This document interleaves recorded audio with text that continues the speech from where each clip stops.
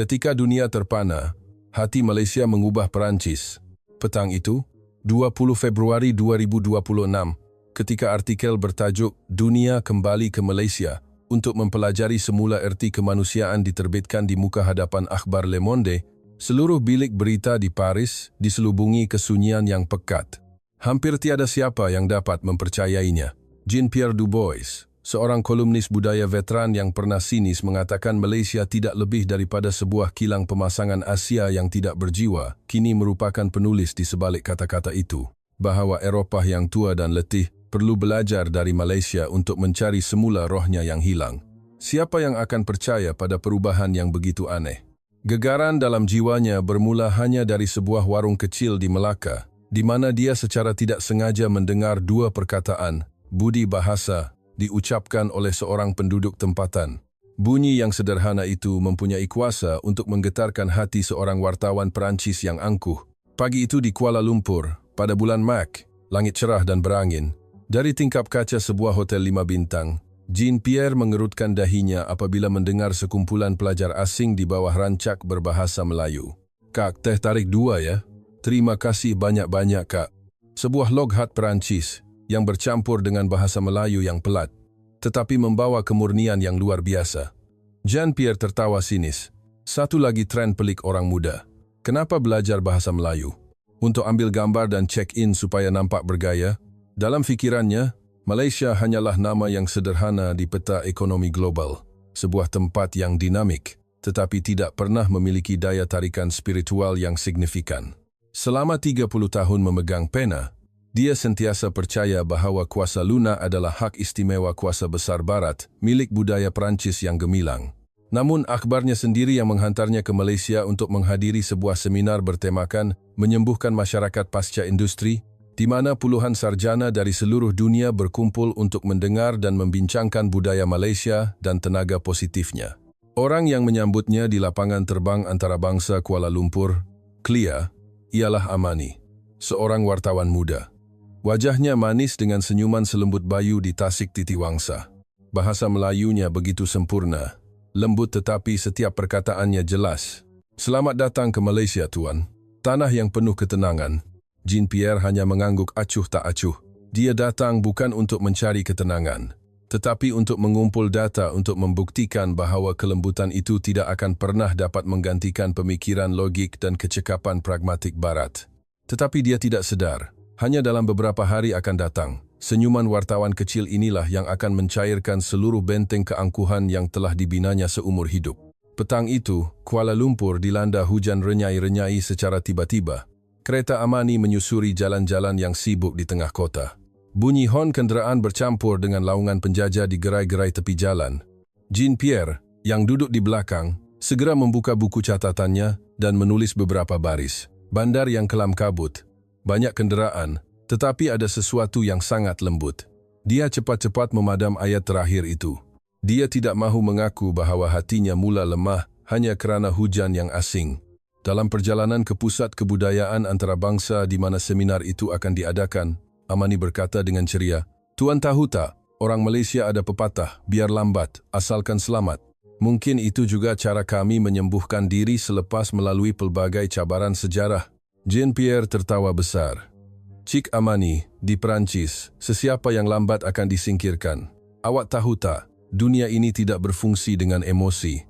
Amani tetap bersuara lembut seperti angin lalu. "Mungkin sebab itulah dunia sedang keletihan, Tuan."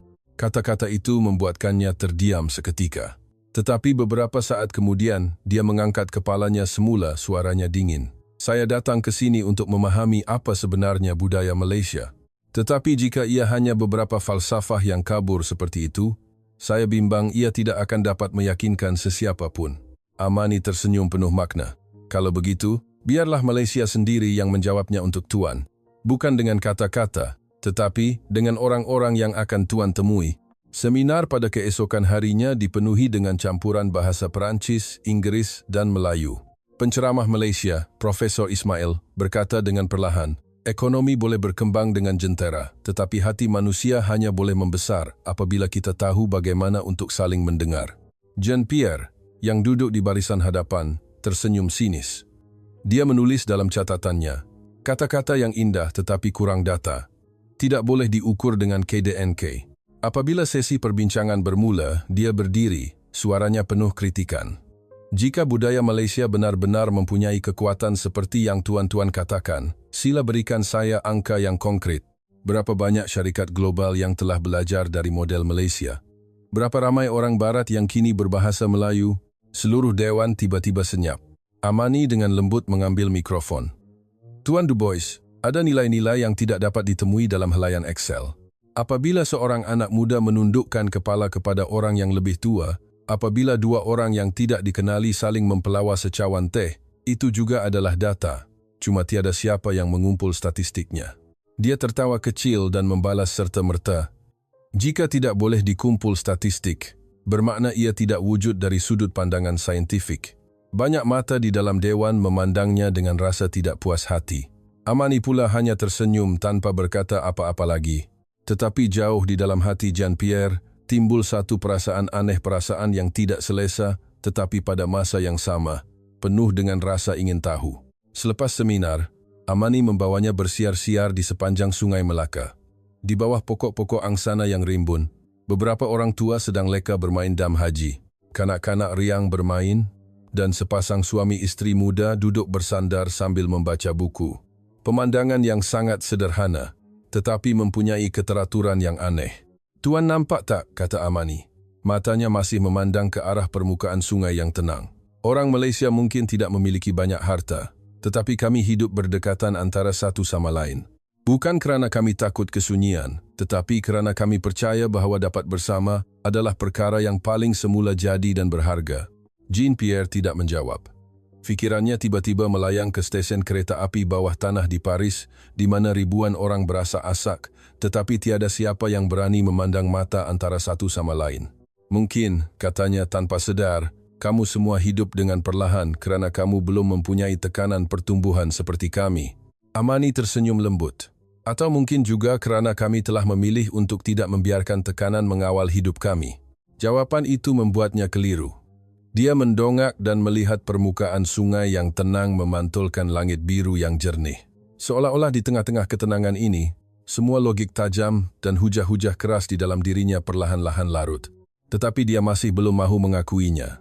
Dalam diarinya malam itu, dia masih menulis, "Orang Malaysia baik hati, tetapi mungkin kerana mereka belum cukup kaya untuk menjadi pentingkan diri."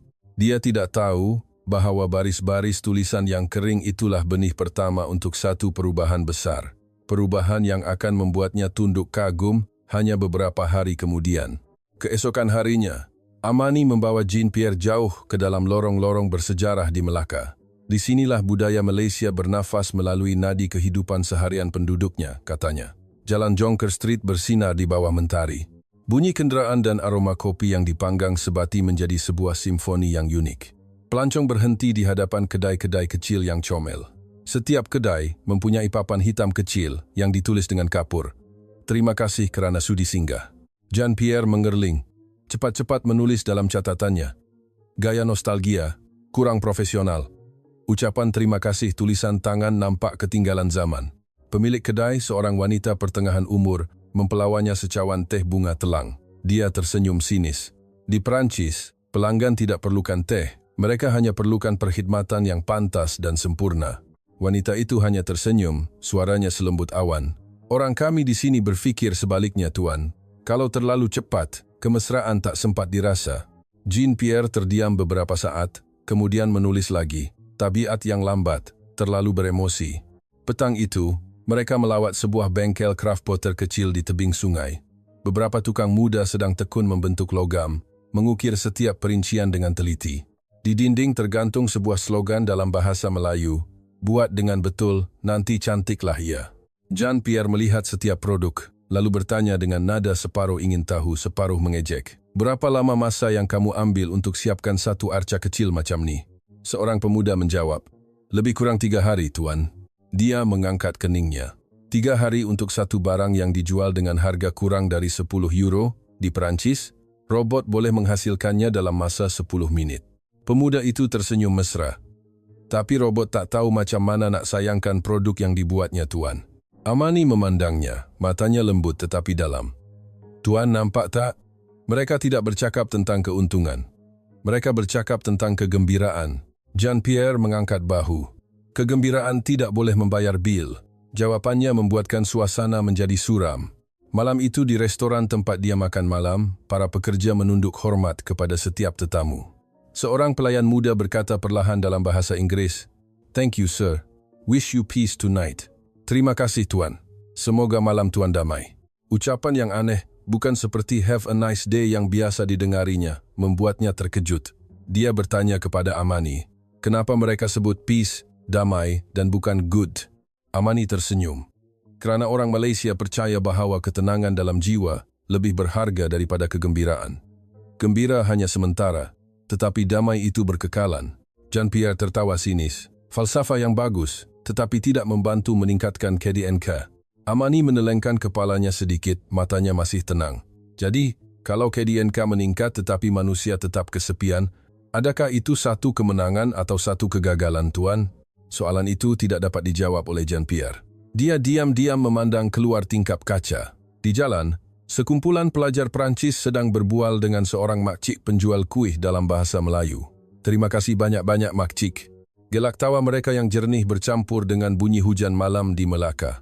Dia tiba-tiba merasakan sesuatu yang pedih di dadanya. Satu perasaan yang dia tidak mahu namakan. Keesokan paginya, rombongan mereka bergerak ke destinasi seterusnya. Amani memberitahunya, Melaka adalah tempat di mana Tuan akan melihat budaya Malaysia bukan sahaja lembut, tetapi juga penuh disiplin. Di sini, segalanya kecil tetapi mendalam. Dalam penerbangan, Jean-Pierre masih termenung. Di dalam kepalanya, pelbagai soalan timbul bertalu-talu. Mengapakah cara percakapan orang Malaysia yang lembut mempunyai daya sebar yang begitu kuat? Mengapakah sebuah negara yang pernah dianggap ketinggalan zaman boleh membuatkan anak muda Perancis gairah belajar bahasanya? Dan mengapakah dia sendiri, seorang yang sentiasa yakin dengan logik besinya, mula goyah dengan perkara-perkara yang kelihatan tidak rasional? Dia membuka catatannya dan menulis sepatah ayat.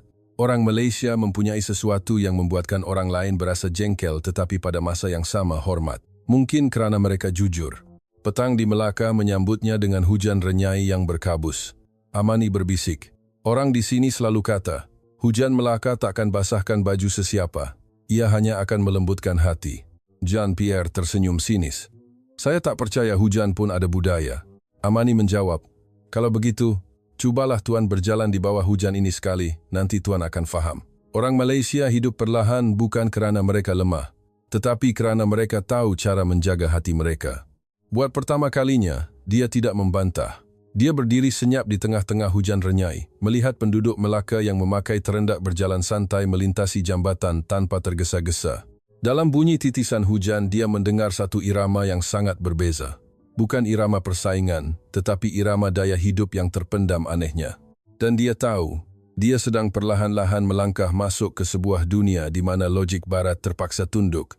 Pagi di Melaka, kabus nipis seperti selendang sutra menyelimuti sungai Melaka. Suasana begitu sunyi sehingga Jean-Pierre dapat mendengar desiran angin lembut melalui dahan-dahan pokok delima di hadapan hotelnya. Amani mencadangkan, sebelum kita ke seminar petang nanti, saya ingin membawa Tuan ke satu tempat yang sangat istimewa. Mereka berjalan melalui lorong-lorong kecil yang dalam dan berhenti di hadapan sebuah bengkel tukang timah lama. Bumbung gentingnya telah dilitupi lumut. Pada pintu kayu terukir sebaris tulisan yang telah pudar di mama zaman ditempa untuk kenangan, bukan untuk jualan. Jean-Pierre mengerutkan dahi. Ditempa tapi tidak dijual, jadi buat untuk apa? Amani hanya tersenyum. Tuan, orang Malaysia ada perkara yang dibuat bukan kerana wang tetapi supaya tidak dilupakan. Di dalam bengkel, beberapa orang tukang tua berambut putih sedang mencairkan logam, bau timah panas, asap arang, dan bunyi tukul yang berirama bergema. Di atas sebuah meja, terdapat papan kecil yang menyatakan sumber bahan mentah, sisa timah, dari kilang-kilang terbiar di Liverpool, England. Apa? Dari England? Kamu mengimport sisa timah ke sini untuk membuat arca? Seorang tukang tua mengangkat muka, senyumannya mesra. Ya, betul.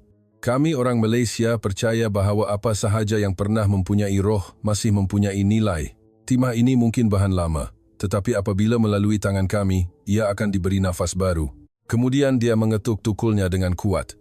Bunyinya bergema di seluruh bengkel. Kami panggil ini mencipta semula kenangan, Tuan. Jean-Pierre berdiri tergamam, tidak tahu bagaimana hendak bertindak balas. Di dalam kepalanya, berpuluh-puluh artikel yang pernah ditulisnya bergema bahawa Eropah adalah buayan kreativiti, manakala Asia hanyalah tempat meniru. Tetapi di sini, pada saat ini, orang Malaysia inilah yang sedang menghidupkan semula apa yang telah dibuang oleh negara maju. Selepas meninggalkan bengkel, Amani membawanya ke sebuah masjid kecil yang tersorok di sebalik sebuah bukit. Di dalamnya, sebuah arca khat Islam yang diperbuat daripada timah yang baru ditempa diletakkan dengan penuh hormat. Di kaki arca itu, sebuah papan kecil tertulis dalam bahasa Melayu dan Inggeris. Ditempa daripada timah kitar semula dari sebuah kilang di England, sumbangan komuniti Malaysia di perantauan. Jean-Pierre membaca setiap perkataan dengan perlahan. Satu perasaan yang sukar digambarkan menyelubungi tubuhnya. Kilang Inggris, bahan Inggris, tetapi ditempa menjadi seni Islam oleh orang Malaysia. Seorang imam tersenyum dan berkata, "Logam dari tempat tuan adalah jasad. Apabila jatuh ke tangan orang Malaysia, ia menjadi rohani." Kata-kata lembut itu menusuk terus ke dalam keegoannya. Dia, yang pernah percaya hanya Barat yang mempunyai kuasa peradaban, kini melihat peradaban itu sendiri memantulkan dirinya kembali. Dalam perjalanan pulang, Jean-Pierre terdiam. Amani memandangnya dan bertanya perlahan, "Apa pendapat tuan apabila melihat sebuah seni Islam membawa roh dari logam Inggris?" Dia menjawab perlahan, seolah-olah bercakap kepada dirinya sendiri, "Ia ada sesuatu yang sangat betul. Saya tidak tahu bagaimana hendak menjelaskannya, tetapi seolah-olah orang Malaysia telah melakukan sesuatu yang telah kami lupakan, menghormati masa lalu." Amani tersenyum kecil. "Mungkin kerana orang Malaysia pernah kehilangan begitu banyak, jadi kami menghargai setiap apa yang tinggal." Kata-kata itu seperti ketukan lembut pada pintu hatinya yang telah lama tertutup. Jean-Pierre tiba-tiba teringat zaman mudanya ketika Perancis mengalami krisis ekonomi. Banyak kilang di Lyon terpaksa ditutup, termasuk kilang tempat ayahnya pernah bekerja. Dia pernah melihat jentolak meranapkan kepingan-kepingan logam yang berkilauan. Ayahnya hanya berkata, "Anakku, kita orang Perancis memang kuat, tetapi kadang-kadang terlalu kuat sehingga kita lupa ada perkara yang perlu dipelihara, bukan diganti." Kata-kata itu telah dilupakannya selama 30 tahun. Sehingga hari ini, di tengah-tengah bandar Melaka, ia tiba-tiba bergema semula sejelas-jelasnya. Petang itu, dia dan Amani singgah di sebuah kafe kecil di tepi sungai. Pemilik kafe, sebaya dengan Amani, menyapa dengan lembut, "Selamat datang, Tuan. Semoga hari ini hari yang damai." Jean-Pierre membalas dalam bahasa Inggris, tetapi kemudian mendengar wanita itu menambah dalam bahasa Melayu, "Damai itu sudah cukup, bahagia itu adalah ganjaran." Dia terpegun, lalu tertawa kecil. "Kamu semua orang Malaysia bercakap seperti ahli falsafah, ya?" Amani menjawab, "Tidak juga, Tuan. Kami hanya biasa bercakap dengan sepenuh hati." Kata-kata itu membuatkan hatinya tiba-tiba terasa ringan. Dia bersandar di kerusi, memandang permukaan sungai Melaka yang berkilauan disinari cahaya senja. Fikirannya terasa semakin perlahan, dan buat pertama kalinya, dia tidak lagi mahu membuat catatan, menganalisis, atau mencari data. Malam itu, di bilik hotelnya, Jean-Pierre membuka komputer ribanya untuk menulis laporan ringkas kepada pejabatnya di Perancis. Tetapi apabila dia menaik baris pertama, budaya Malaysia masih bersifat meniru dan sentimental, dia tiba-tiba berhenti. Di hadapannya adalah gambar yang diambilnya pagi tadi. Arca khatimah yang berkilauan di bawah cahaya lilin. Dia memadam baris yang baru ditaipnya dan menulis semula dengan perlahan. Orang Malaysia tidak meniru. Mereka menghidupkan semula. Dia bersandar di kerusi, memandang keluar tingkap. Malam di Melaka begitu sunyi, hanya terdengar bunyi hujan renyai di atas bumbung genting yang berlumut. Di dalam hatinya, sesuatu baru sahaja runtuh lembut seperti abu, tetapi cukup kuat untuk mengubah arah angin dalam hidupnya.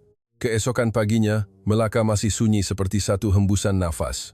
Amani mengetuk pintu bilik Jean-Pierre, menjemputnya untuk melawat sebuah universiti kecil di tebing sungai, di mana terdapat sebuah kelas bahasa Melayu khas untuk pelajar antarabangsa. Jean-Pierre pada mulanya mahu menolak, tetapi mata Amani yang tulus membuatnya mengangguk. "Saya mahu lihat bagaimana rupa kuasa lunak yang awak sebutkan itu." Bilik darjah itu sederhana, dindingnya kuning, meja dan kerusi kayu lama, hanya ada sebuah kipas siling yang berputar perlahan. Tetapi yang membuatkannya tergamam adalah bunyi dari dalam. Sekumpulan pelajar dari pelbagai bangsa putih, hitam, kuning sedang membaca serentak, "Selamat pagi, Cikgu. Terima kasih, Cikgu." Suara mereka masih pelat, tetapi jelas dan murni. Pensyarahnya seorang gadis Melayu yang masih sangat muda, dengan lembut mengajar setiap sebutan. Setiap kali seorang pelajar berjaya menyebut dengan betul, dia akan tersenyum lebar. Amani berbisik, mereka pelajar dari Perancis, Jepun, dan Amerika. Mereka belajar bahasa Melayu bukan untuk grade, tetapi kerana mereka merasakan hati mereka lebih tenang apabila bertutur dalam bahasa ini. Jean-Pierre melihat sekeliling. Pandangannya terhenti pada seorang pemuda berambut perang di sudut kelas. Dia berdiri dan memperkenalkan diri dalam bahasa Melayu yang teragak-agak. Nama saya Lucas. Saya orang Perancis. Saya belajar bahasa Melayu sebab bila saya cakap bahasa Melayu, saya tak rasa sunyi lagi. Seluruh kelas tertawa mesra. Dia menyambung dengan suara yang penuh kejujuran. Di Perancis, saya banyak bercakap, tapi macam tiada siapa yang betul-betul dengar. Di sini, saya kurang bercakap, tapi semua orang dengar cakap saya. Kata-kata itu seperti pisau yang menusuk terus ke jantung Jean-Pierre. Dia teringat zaman kanak-kanaknya di Paris, di mana ibu bapanya sentiasa sibuk, makan malam yang tergesa-gesa, dan bunyi televisyen sentiasa menenggelamkan suara manusia. Dia pernah berfikir bahawa menjadi dewasa bermakna tidak memerlukan sesiapa untuk mendengar, asalkan suaranya cukup lantang. Tetapi sekarang, di tengah-tengah bilik darjah kecil di Melaka, dia melihat dengan jelas bahawa kekuatan bukan terletak pada kelantangan suara, tetapi pada kemahuan untuk mendengar. Dia berpaling kepada Amani, suaranya serak. Pelajar itu, adakah dia benar-benar merasakannya? Amani menjawab perlahan, "Tuan, di Malaysia, orang bukan hanya mendengar dengan telinga, mereka mendengar dengan hati." Tengah hari itu, mereka singgah di sebuah kafe milik Farhan, sebuah tempat yang digelar Kafe Budi. Di dalamnya, segala-galanya tersusun rapi. Di setiap meja ada sekeping kad tulisan tangan. "Terima kasih kerana sudi datang. Semoga harimu ringan." Farhan, pemilik kafe berusia lingkungan 30-an, menyambut tetamu dengan senyuman jujur. Jean-Pierre bertanya, "Awak tulis semua ni untuk tujuan pengiklanan?" Farhan menggeleng. "Bukan, Tuan. Saya tulis sebab saya nak pelanggan rasa mereka dihargai. Saya pernah kerja di Jepun, di mana orang menunduk hormat sesama sendiri. Tapi banyak kali, ia hanya adab semata-mata. Saya balik ke Malaysia sebab di sini, orang menunduk dengan ikhlas." Jean-Pierre melihat sekeliling. Cahaya matahari menembusi tingkap, menyinari tulisan di dinding. "Hidup berbudi, jaga disiplin." Dia bertanya, "Awak rasa budi bahasa boleh bantu ekonomi?" Farhan tersenyum. "Budi bahasa bantu orang untuk saling percaya. Bila ada kepercayaan, produktiviti akan meningkat secara semula jadi. Di sini, tiada siapa takut diawasi sebab semua orang ada maruah diri." Kata-kata itu membuatkan Jean-Pierre terdiam. Dia teringat ucapannya 10 tahun lalu di Brussels, di mana dia pernah berkata dunia memerlukan kurang emosi dan lebih banyak sistem. Kini, dia sendiri sedang duduk di sebuah kafe di Malaysia, mendengar seorang anak muda berkata sebaliknya, dan anehnya, ia terasa sangat benar. Ketika meninggalkan kafe, dia secara tidak sengaja melihat Lucas sedang mengajar 2 orang kanak-kanak tempatan menyanyikan lagu Rasa Sayang. Sebutannya belum sempurna, tetapi matanya bersinar dan polos. Seorang nenek penjual kuih di tepi jalan berhenti, meletakkan tangan di bahunya dan berkata, "Bagus suara kamu, nak. Sedap. Yang penting, nyanyi dari hati." Lucas tersenyum. "Terima kasih, Nek. Saya kena banyak belajar lagi." Nenek itu mengangguk sambil tersenyum. "Tak apa. Cakap dari hati sudah cukup." Jean-Pierre berdiri memandang, matanya perlahan-lahan berair. Seorang nenek penjual kuih, seorang pelajar Perancis, sebuah bandar kecil. Tetapi mengapa ia boleh mencipta satu pemandangan yang membuatkan dia, seorang yang telah menyaksikan ratusan ceramah dan ribuan persidangan antarabangsa, merasa tergegar hingga ke lubuk hatinya? Malam itu, di bilik hotel, dia menerima email dari ibu pejabatnya di Paris. "Jean-Pierre, kami perlukan analisis tentang gelombang pembelajaran bahasa Melayu di Perancis. Adakah ini fenomena sementara?" Dia membuka komputer ribanya, meletakkan tangannya di atas papan kekunci. Tetapi bukannya menaip angka dan data, dia membuka fail gambar. Gambar yang diambilnya, Lucas bersama kanak-kanak Melaka, tersenyum riang. Selepas beberapa saat terdiam, dia menaip, "Tidak, ini bukan satu trend. Ini adalah petanda sebuah dunia yang sedang mencari semula hatinya yang hilang." Kemudian, dia duduk diam untuk masa yang lama, memandang keluar tingkap di mana bunyi hujan Melaka masih berdetak. Buat pertama kalinya dalam bertahun-tahun, Jean-Pierre Dubois, yang pernah percaya pada logik melebihi segala-galanya, merasa dirinya begitu kecil dan sangat bersyukur. Malam itu Jean-Pierre Dubois tidak dapat tidur. Bunyi hujan Melaka yang berirama di atas bumbung genting, bau tanah lembab, dan aroma kemenyan dari masjid berdekatan membuatkan hatinya resah. Selama 30 tahun menjadi wartawan, dia berbangga kerana tiada apa yang dapat menggoyahkan logiknya. Namun kini, selepas hanya beberapa hari di bumi Malaysia, perkara-perkara paling sederhana telah menggoncang jiwanya seperti seorang kanak-kanak. Dia teringat kata-kata yang pernah dilontarkannya kepada Amani dingin, angkuh, malah menghina. Orang Malaysia lambat kerana belum cukup kaya. Ucapan terima kasih tulisan tangan adalah tabiat ketinggalan zaman. Budi bahasa tidak membantu meningkatkan KDNK. Apabila difikirkan semula, setiap perkataan itu terasa seperti jarum yang menusuk hatinya. Awal pagi, Amani membawakannya secawan teh tarik. Cubalah tuan. Teh tarik di sini sangat berbeza dari kopi di Paris. Dia mengambil cawan itu, diam-diam memerhatikan buih teh yang pekat. Terima kasih, katanya teragak-agak. Kemudian menyambung perlahan. Saya minta maaf atas kata-kata saya sebelum ini. Amani tersenyum kecil. Tak apa tuan, kami sudah biasa diragui. Tapi yang baiknya orang Malaysia tak simpan dalam hati. Asalkan tuan sudi melihat semula, semuanya akan baik-baik saja. Jean-Pierre tertawa-tawa yang ringan tetapi tulus. Di Perancis, bila seseorang buat silap, mereka akan berdebat habis-habisan untuk buktikan mereka betul. Di sini, awak cuma cakap, tak apa. Kata-kata itu sangat berkuasa. Amani menjawab, kerana apabila kita memaafkan, kita akan rasa lebih bebas. Kata-kata itu membuatkannya terdiam. Mungkin inilah sebabnya mengapa orang Malaysia, walaupun telah melalui pelbagai liku-liku sejarah, masih dapat mengekalkan ketenangan dalam jiwa mereka. Tengah hari itu, mereka melawat rumah sebuah keluarga Melayu. Sebuah rumah kayu kecil dengan bumbung lama, halaman depannya dihiasi dengan pokok bunga kertas yang mekar. Tuan rumah, seorang lelaki tua berusia 60-an, menjemput mereka masuk, menuangkan teh dan berkata dengan mesra, "Jemput makan semua." Jean-Pierre terkejut. Di Perancis, orang tidak akan pernah berkata jemput semua kepada tetamu yang tidak dikenali. Tetapi di sini, jemputan itu kedengaran begitu tulus. Dia melihat sekeliling. Semua orang duduk mengelilingi hidangan sederhana semangkuk kari ikan, sepinggan sambal belacan, dan ulam-ulaman. Tiada siapa yang tunduk melihat telefon, tiada siapa yang bercakap kuat. Hanya ada senyuman dan soalan-soalan lembut. Nak tambah lagi? Ya, Pak Cik, saya nak tambah nasi sikit. Jean-Pierre merasakan seolah-olah dia baru sahaja melangkah ke dunia lain. Dunia di mana manusia benar-benar mengambil berat antara satu sama lain. Apabila dia memuji keenakan kari ikan itu, istri tuan rumah tersenyum. Biasa-biasa saja, tuan. Resipi ini saya belajar dari emak saya. Di Malaysia, setiap masakan ada ceritanya. Ada ceritanya. Ungkapan itu membuatkannya terpegun. Di Perancis, dia pernah mengunjungi pelbagai restoran mewah, tetapi makanan di sana hanyalah produk. Di sini, hidangan kari ikan yang sederhana pun membawa roh kenangan. Dalam perjalanan pulang, Jean-Pierre berkata perlahan, "Cik Amani, nampaknya orang Malaysia bukan hanya hidup, tetapi juga mengingati." Amani mengangguk. "Betul, tuan. Kami mengingati nenek moyang, mengingati apa yang telah hilang.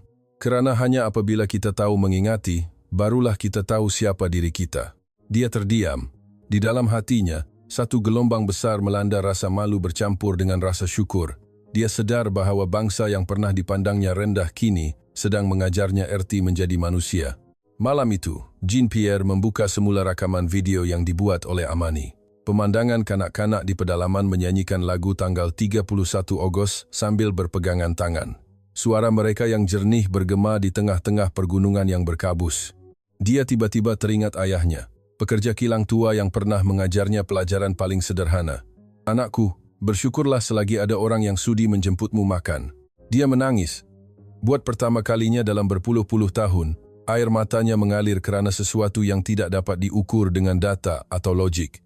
Keesokan harinya, Jean-Pierre meminta izin untuk tinggal 2 hari lagi bagi menyiapkan artikelnya. Tetapi, sebenarnya, dia mahu tinggal untuk merasai lebih lagi. Dia berjalan-jalan di Pasar Payang, melihat wajah-wajah ceria para peniaga, mendengar sapaan mesra. "Beli apa, Dik?" "Tak apa, makcik bagi harga murah." Kata-kata itu begitu sederhana, tidak bersifat komersial, tetapi membuatkan hatinya terasa begitu hangat. Dia berpikir sendiri, orang Malaysia berniaga dengan senyuman, bukan dengan hela. Mungkin kerana mereka faham bahawa kebahagiaan bukan datang dari jualan yang laku, tetapi dari memberi sedikit kegembiraan. Petang itu, Amani menghantarnya ke lapangan terbang. Sebelum berpisah, dia bertanya, "Tuan Dubois, dulu Tuan kata Malaysia tiada kuasa lunak. Sekarang, Tuan masih fikir begitu?" Dia memandang ke arah landasan yang berkilauan di sinari matahari, lalu menjawab perlahan, "Tidak, kamu semua tiada kuasa lunak. Kamu semua ada kuasa hati." Amani tersenyum dan menunduk hormat. Manakala dia, yang pernah percaya bahawa Perancis adalah pusat peradaban manusia, tiba-tiba merasakan hatinya hangat dan lebih rendah diri berbanding sebelum ini. 3 minggu selepas meninggalkan Malaysia, Jean-Pierre Dubois kembali ke Paris. Bandar itu masih sibuk, gemerlap, dan padat dengan cahaya. Orang ramai masih bergegas melintas jalan dengan secawan kopi di tangan. Tiada siapa memandang sesiapa. Tetapi bagi dia, segalanya telah berubah. Di dalam bagnya bukanlah cenderahati mewah, tetapi hanya sebungkus kecil serbuk kopi dari Tenom dan sekeping kad tulisan tangan dari Amani, "Semoga harimu ringan." Kata-kata sederhana itu sentiasa muncul di fikirannya setiap kali dia membuka komputer riba di bilik berita Le Monde. Rakan-rakannya terkejut melihatnya diam sepanjang mesyuarat. Apabila ketua pengarang bertanya, "Jean-Pierre, sudah ada analisis tentang Malaysia?" Nampaknya gerakan belajar bahasa Melayu di Perancis sedang menjadi fenomena pelik. Dia hanya tersenyum. Itu bukan sekadar fenomena. Itu adalah peringatan untuk kita, bahawa dunia sedang belajar semula erti menjadi manusia dari Malaysia. Seluruh bilik tertawa, menyangka dia bergurau. Tetapi Jean-Pierre berkata dengan nada serius, "Kamu tahu, saya pernah percaya bahawa kecekapan adalah satu-satunya ukuran kemajuan. Tetapi di Malaysia, saya lihat mereka mengukur kejayaan dengan senyuman dan rasa syukur. Dan yang anehnya, perkara itulah yang membuatkan mereka lebih berkesan daripada kita." Suasana di dalam bilik menjadi senyap. Ketua pengarang bertanya perlahan, "Awak bercadang, nak tulis artikel yang sentimental ke?" Jean-Pierre menjawab, "Tidak. Saya akan tulis artikel yang jujur tentang manusia-manusia jujur yang saya temui." 3 hari kemudian, artikel bertajuk, "Dunia sedang belajar semula erti kemanusiaan dari Malaysia" diterbitkan di muka hadapan. Hanya selepas 4 jam, jumlah pembaca melepasi rekod. Ribuan komen dari seluruh dunia membanjiri. Saya menangis membaca tentang pelajar Perancis yang berkata dia tidak lagi kesunyian apabila berbahasa Melayu. Malaysia layak dipanggil negara yang punya hati. Saya mahu belajar bahasa Melayu sekarang juga. Akhbar-akhbar besar lain serentak menerbitkannya semula. The New York Times, The Guardian, Asahi Shimbun. Malaysia menjadi topik sohor kini di seluruh dunia hanya dalam seminggu. Sebulan kemudian, stesen televisyen nasional Perancis menjemput Jean-Pierre untuk wawancara secara langsung. Pengacara bertanya, "Tuan Dubois, Tuan pernah menjadi orang yang paling skeptikal. Apakah yang sebenarnya telah mengubah pendirian Tuan?" Jean-Pierre tersenyum, memandang terus ke kamera.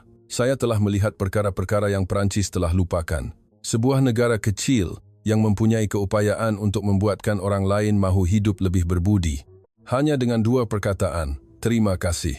Orang Malaysia tidak cuba mengajar sesiapapun. Mereka hanya hidup sejujurnya dengan jati diri mereka, dan seluruh dunia belajar darinya." Penonton di studio bertepuk tangan tanpa henti. Dan anehnya, selepas siaran itu, pelbagai program televisyen mula bercakap tentang budaya budi bahasa ala Malaysia. Di Berlin, seorang usahawan muda menggantung slogan baru di dinding pejabatnya, "Work smart, live with budi." Di bawahnya terdapat tulisan kecil dalam bahasa Melayu, "Hidup berbudi, jaga disiplin." Pemilik syarikat itu, seorang Jerman berketurunan Malaysia, berkongsi dalam satu temu bual, "Saya pernah cuba meniru model Jepun, model Jerman, tetapi kemudian saya sadar, apa yang membuatkan orang Malaysia istimewa adalah semangat kesyukuran dan maruah diri mereka. Itulah sumber tenaga paling mampan yang pernah saya tahu." Pada masa yang sama di Universiti Sorbonne, pelajar antarabangsa mula menubuhkan kelab Malaysia Mindfulness Society. Pada poster mereka, tertera petikan kata-kata Jean-Pierre. "The new power of the century is not technology, but tenderness. And Malaysia is leading it." Kuasa baru abad ini bukanlah teknologi tetapi kelembutan, dan Malaysia sedang menerajuinya. Amani di Kuala Lumpur menerima email daripada Jean-Pierre. Dalam surat itu, dia menulis, "Terima kasih Amani. Artikel ini bukan sahaja mengubah fikiran saya, tetapi juga fikiran dunia.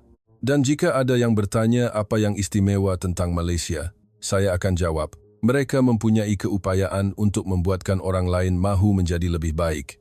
Dia tersenyum, tidak terus membalas. Dia tahu bahawa ucapan terima kasih yang tulus itu, bagi seorang yang pernah angkuh seperti Jean-Pierre, sudah menjadi ganjaran terbesar. Beberapa bulan kemudian, di Paris, sekumpulan pelajar menganjurkan pameran foto bertajuk Malaysia di Hatiku. Gambar-gambar kehidupan di Malaysia yang sangat sederhana. Seorang nenek penjual nasi lemak dengan senyuman mesra. Seorang kanak-kanak menunduk mengucapkan terima kasih kepada pembeli. Seorang lelaki membonceng rakannya dalam hujan. Baju hujannya melindungi orang di belakang. Setiap gambar disertakan dengan satu ayat bahasa Melayu dan terjemahan Perancisnya. Apabila pengunjung keluar dari pameran, mereka diberi sekeping kad kecil bertulis, "Jika hari ini Anda senyum kepada seseorang, Anda telah hidup cara Malaysia." Majalah Time mengulas, bukan Hollywood, bukan teknologi, tetapi budaya Malaysia lah yang sedang membuka era baru belas kasihan. Dan di suatu tempat di tengah malam Paris, Jean-Pierre Dubois duduk di pejabatnya, memandang keluar tingkap kaca. Di atas mejanya adalah secawan kopi yang telah sejuk dan sekeping kad lama dengan tulisan tangan, "Semoga harimu ringan." Dia tersenyum kecil. Mungkin Malaysia benar-benar telah mengubah dunia, bermula dengan satu senyuman kecil, tetapi bergema hingga ke lubuk hati sanubari manusia. Satu petang awal musim sejuk, angin dingin bertiup melintasi Champs-Élysées. Jean-Pierre melangkah keluar dari pejabat Le Monde, menyertai lautan manusia yang bergegas. Dia dapat merasakan sesuatu yang aneh. Dunia sedang berubah, tetapi tidak lagi dengan cara yang hingar-bingar seperti dahulu. Di jalan, dia melihat sekumpulan anak muda Perancis sedang berbual. Di antara ayat-ayat Perancis mereka, tiba-tiba terselit beberapa perkataan Melayu. "Comel betul, terima kasih banyak ya." Dia tertawa kecil. Beberapa bulan lalu, jika melihat adegan ini, mungkin dia akan menganggapnya sebagai satu tren yang melucukan. Tetapi kini dia tahu, di sebalik kata-kata itu, terdapat satu gelombang budaya yang sedang merebak secara senyap, sesuatu yang tidak dapat dihalang oleh sesiapapun. Apabila tiba di pejabatnya, setiap usahanya menyerahkan sepucuk sampul surat tebal. Pengirim, Amani, Kuala Lumpur. Di dalamnya ada sekeping gambar kanak-kanak Malaysia di sebuah kelas di pedalaman. Bersama dengan tulisan tangan, "Kami masih belajar bahasa Perancis, tapi kami juga harap kawan-kawan di sana belajar bahasa Melayu.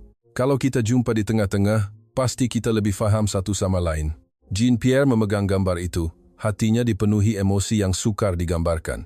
"Jumpa di tengah-tengah," bisiknya. Bukan Malaysia belajar dari Perancis atau Perancis belajar dari Malaysia, tetapi umat manusia sedang belajar mencari semula titik persamaan hati mereka. Sejak artikelnya tersebar, banyak negara mula melaksanakan program untuk mempelajari model budaya Malaysia. Di Jepun, Universiti Waseda membuka subjek khas bertajuk Semangat Budi Bahasa dalam Perniagaan Malaysia. Di Jerman, syarikat-syarikat kecil belajar cara mengucapkan terima kasih melalui tindakan, mencontohi model kafe di Melaka. Di Amerika, lebih 10 sekolah menengah telah membuka kelas elektif kajian bahasa dan kemanusiaan Malaysia. Media antarabangsa menggelarnya Gelombang Malaysia. Ketiga bukan lagi ekspor barangan atau teknologi, tetapi ekspor belas kasihan. Jean-Pierre dijemput untuk berucap di forum global mengenai budaya kemanusiaan di Geneva. Dia melangkah ke podium tanpa membawa kertas, tanpa PowerPoint, hanya memegang sekeping kad kecil kad lama dari Amani. Dia berkata, perlahan dengan suara yang serak tetapi hangat, "Selama 30 tahun menjadi wartawan, saya pernah menulis ribuan artikel tentang kekuatan Barat. Tetapi hanya apabila saya tiba di Malaysia, barulah saya faham bahawa kekuatan sebenar tidak terletak pada teknologi, ketenteraan, atau wang. Ia terletak pada cara manusia melayan satu sama lain dengan kelembutan, rendah diri, dan budi bahasa." Dewan senyap sunyi. Kemudian, dia bercerita tentang orang-orang yang ditemuinya. Pelajar bernama Lukas yang belajar bahasa Melayu untuk mencari ketenangan. Wartawan Amani yang mengajarnya tentang kesabaran. Tukang timah yang mengubah sisa buangan Inggris menjadi seni Islam. Dan rakyat Malaysia yang tidak pernah meninggikan suara, tetapi setiap seorang daripada mereka memancarkan cahaya tersendiri senyap tetapi teguh. Saya datang ke Malaysia sebagai seorang yang mahu mengajar, tetapi akhirnya, merekalah yang mengajar saya erti menjadi manusia. Tepukan gemuruh bergema selama hampir 5 menit. Ramai yang menitiskan air mata. Selepas ucapan itu, seorang profesor dari Switzerland datang menggenggam tangannya. Saya telah mengkaji belas kasihan seumur hidup saya, tetapi tidak pernah terfikir sebuah bangsa yang kecil mampu melakukannya pada skala global. Jean-Pierre tersenyum. Mereka tidak cuba melakukan apa-apa. Mereka hanya hidup sejujurnya dengan sifat semula jadi mereka. Dan kejujuran itulah yang membuatkan dunia tunduk kagum. Apabila pulang, dia membuka komputernya dan melihat peti masuk yang penuh dengan surat penghargaan daripada pembaca di seluruh dunia. Saya sudah mula mengajar anak saya mengucapkan terima kasih setiap pagi. Keluarga saya sudah mula makan bersama-sama semula. Saya belum pernah ke Malaysia, tetapi saya rasa seperti baru sahaja disembuhkan. Dia membaca setiap baris, matanya berkaca. Malaysia, sebuah negara yang pernah dianggap kecil, kini menjadi cermin bagi seluruh dunia, mengajar manusia bahawa moden tidak bermakna dingin dan maju tidak bermakna melupakan budi bahasa. Di luar tingkap, salji mula turun. Jean-Pierre meletakkan gambar kelas di Malaysia di atas mejanya, memasang lagu rakyat rasa sayang yang pernah dihantar oleh Amani. Melodinya yang sederhana meresap jauh ke dalam hatinya. Dia memejamkan mata dan berbisik perlahan, "Terima kasih, Malaysia, kerana mengingatkan aku bahawa menjadi manusia adalah sebuah seni, dan kamu semua adalah maha gurunya." Cahaya kota Paris memantul di atas meja, di mana tulisan pada kad lama itu masih jelas seperti hari pertama. "Semoga harimu ringan." Kali ini, dia benar-benar faham. Itu bukan sekadar ucapan, tetapi sebuah falsafah hidup. Dan ketika dia memandang ke langit yang bersalji, dia merasakan seolah-olah angin membawa bersamanya aroma teh, tarik, rasa sebuah negara kecil yang telah membuatkan seluruh dunia terpegun dengan kekuatan hatinya.